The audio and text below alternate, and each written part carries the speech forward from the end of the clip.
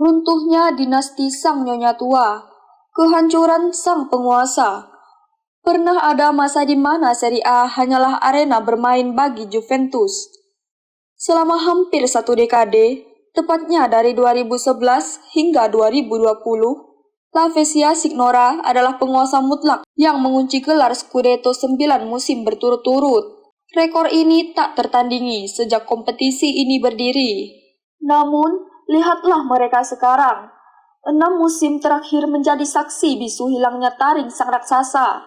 Berbeda dengan Bayern Munchen atau PSG yang hanya sesekali terpeleset di liga domestiknya, Juventus justru terjebak dalam krisis berkepanjangan. Mereka bukan sekedar kehilangan gelar, melainkan kehilangan arah, identitas, dan kewarasan finansial.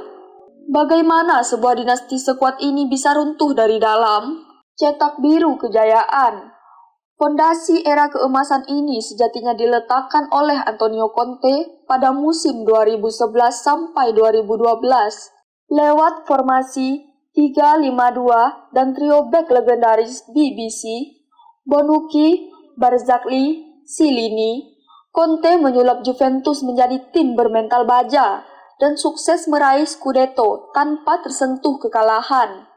Tongkat estafet kemudian diserahkan kepada Massimiliano Allegri. Kemudian pendekatan taktik yang lebih pragmatis dan fleksibel.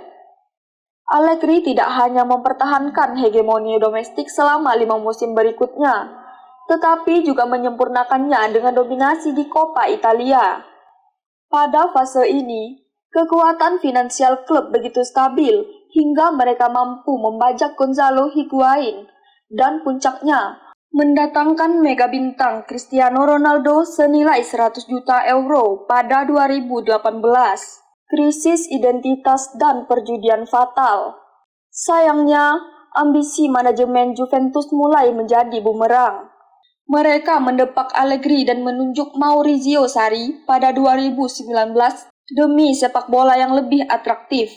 Meski Sarri masih mampu menyumbang Scudetto ke-9, kegagalan di Liga Champions membuatnya langsung didepak. Di titik inilah Juventus melakukan blunder historis. Manajemen berjudi dengan menunjuk Andrea Pirlo, seorang legenda lapangan hijau, namun sama sekali nol pengalaman manajerial. Rantai 9 gelar beruntun pun putus di tangan Inter Milan. Ironisnya, di bawah mantan asuhan arsitek mereka sendiri, Antonio Conte. Kekacauan manajerial dan lubang keuangan. Sadar melakukan kesalahan, manajemen panik dan memanggil pulang Allegri. Namun magis, sang pelatih telah pudar, memicu rentetan pergantian Allenatore yang serba instan. Thiago Motta yang didatangkan dengan harapan besar hanya bertahan 9 bulan. Penggantinya Igor Tudor secara memalukan dipecat dalam kurun waktu 7 bulan usai puasa kemenangan di 8 laga. Kini, kemudi terpaksa diserahkan kepada Luciano Spalletti. Sosok yang justru ditolak keras oleh Juventini karena kedekatan emosionalnya dengan Napoli. Kekacauan di pinggir lapangan ini berakar dari kehancuran di ruang direksi. Investasi gila-gilaan, terutama gaji bersih 31 juta euro per tahun untuk Cristiano Ronaldo, mencekik leher klub di saat pandemi COVID-19 melanda. Rekrutan mahal, namun minim kontribusi, seperti Arthur Melo membebani kas klub, menyebabkan Juventus menelan kerugian nyaris 90 juta euro dalam 7 tahun terakhir. Skandal yang menghancurkan fondasi. Demi menutupi kebobrokan finansial tersebut, para petinggi klub nekat melakukan kejahatan yang akhirnya mengubur kejayaan mereka sendiri lewat 2 skandal besar. Manuver gaji atau manovra stipendi. Di masa pandemi, Juventus mengklaim pemain merelakan gaji 4 bulan untuk membantu klub.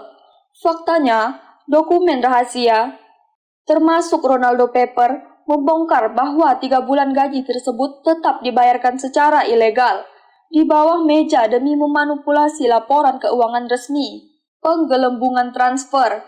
Klub merekayasa 42 kesepakatan transfer, seperti pertukaran Miralem Pjanic dan Arthur Melo dengan harga fiktif yang melambung tinggi. Tujuannya semata-mata untuk menciptakan keuntungan modal buatan agar neraca keuangan terlihat sehat. Hukumannya sangat telak. Juventus dijatuhi pengurangan 10 poin yang menendang mereka dari Liga Champions. Disangsi larangan bermain di kompetisi Eropa oleh UEFA. Tak ada ampun bagi para eksekutif. Presiden Andrea Agnelli, Fabio Paratici, hingga Pavel Nedved divonis hukuman penjara yang ditangguhkan serta larangan beraktivitas di dunia sepak bola. Realita pahit sang mantan raja. Kini, Juventus terpaksa memulai dari titik nol di bawah kepemimpinan Gianluca Ferrero dan Marco Ottolini. Kombinasi petinggi yang miskin jam terbang di bursa transfer, pembelian pemain mahal seperti Town Koopmeiners belum membuahkan hasil, dan lubang di lini depan usai kepergian Dusan Vlahovic hanya ditampal lewat pemain pinjaman. Hegemoni masa lalu kini tinggal kenangan, jangankan bermimpi kembali meraih Scudetto. Bertahan di habitat papan atas agar bisa lolos ke Liga Champions saja kini terasa bagai perjuangan hidup dan mati. Sebuah kejatuhan epik dari penguasa yang mati bukan karena musuh, melainkan karena keserakahan mereka sendiri.